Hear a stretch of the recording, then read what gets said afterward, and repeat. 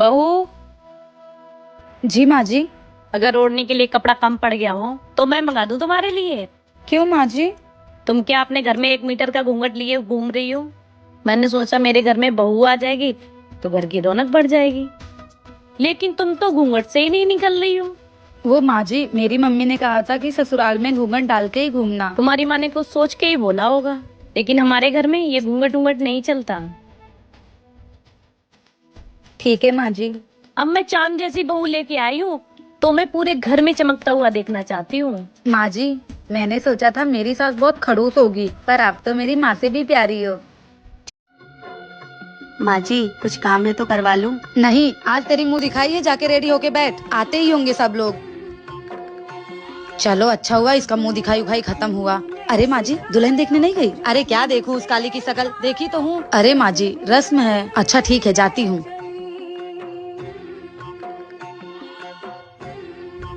पाए लागू मम्मी जी। अरे रहने दे, कोई जरूरत नहीं है। पैर छूने आई हैं। क्या देखूं तेरा काला चेहरा, देखी तो हूँ अब सगुनी। सही बोलूं तो तुझसे शादी करके फंस गई 10 लाख रुपए के चक्कर में।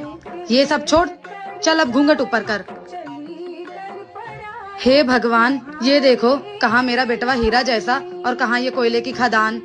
अच्छा ये ले गोरे होने की क्रीम, 6 महीना साल भर लगाएगी तो गोरी हो ही जाएगी। सुबह शाम लगाना है और डेली लगाना, ताकि इस परिवार से घुल मिल जाए। और कपड़ा उपड़ा उतारना नहीं अभी, और घर के लोग बाकी हैं अभी।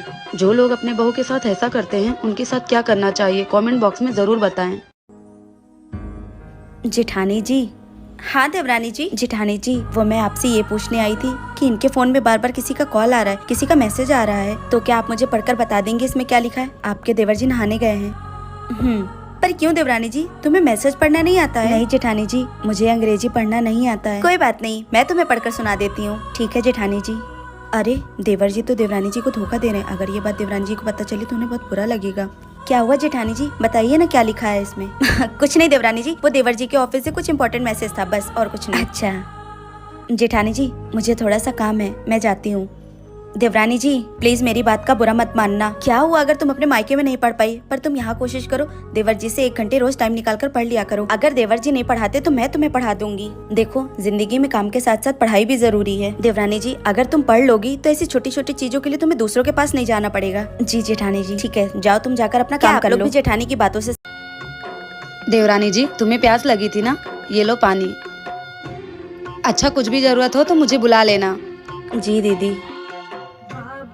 सुनो काली माई, ओह सॉरी भाभी जी, ये मम्मी ने दिया है, बोली कि हाथ में बांध के सो जाना, सुबह कोई रस्म है। ठीक है ननन जी। और हाँ, एसी चालू मत करना, लाइट बिल बहुत ज्यादा आता है। सुनो ननन जी, आपके भैया नहीं आए अभी तक? अच्छा तो तुम यहाँ सपने सजा के बैठी हो कि भैया आएंगे? तुम्हारी वजह से भैया अब तक घर नहीं आए, मुझे तो लग रहा है भैया उधर ही सो गए रहेंगे। पर ये शादी तो दोनों परिवार की मर्जी से हुई है ना? ये शादी किसी परिवार की मर्जी से नहीं हुई है, बल्कि तुम्हारे बाप का पैसा देखकर मम्मी ने जबरदस्ती शादी करा दी। वैसे भी भैया किसी और से ही प्यार करते थे, लेकिन माँ बाप के सामने बच्चों की कहाँ ही चलती है। गुड नाइट भाभी जी। कुछ माँ बाप अपने लालच के चक्कर में किसी की बेटी और अपने बेटे की जिंदगी तक बर्बाद कर देते हैं।